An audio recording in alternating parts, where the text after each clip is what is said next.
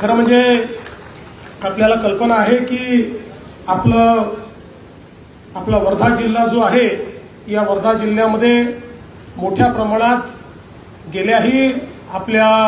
मी मुख्यमंत्री असतानाच्या कार्यकाळामध्ये वेगवेगळ्या योजनांच्या माध्यमातून या जिल्ह्याचा विकास झाला पाहिजे अशा प्रकारचा प्रयत्न आपण केला आणि आज समृद्धी महामार्गामुळे वर्धा जिल्हा एक अत्यंत महत्त्वाचा जिल्हा झालेला आहे। आता शक्तीपीठ महामार्ग देखील या ठिकाणून सुरू होणार आहे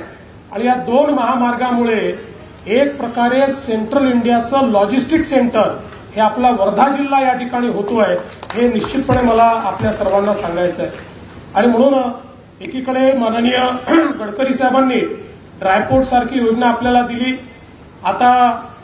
या नवीन आपल्या रस्त्यांमुळे जो नवीन वाढवणचं बंदर होत आहे त्याच्याशी देखील आपली कनेक्टिव्हिटी ही आपण करणार आहोत आणि त्यातून मोठ्या प्रमाणात आपल्या इथला शेतकरी असेल किंवा उद्योजक असेल याला फायदा मिळाला पाहिजे, इथे रोजगाराची निर्मिती झाली पाहिजे, अशा प्रकारचा आपला एक मोठा प्रयत्न आहे।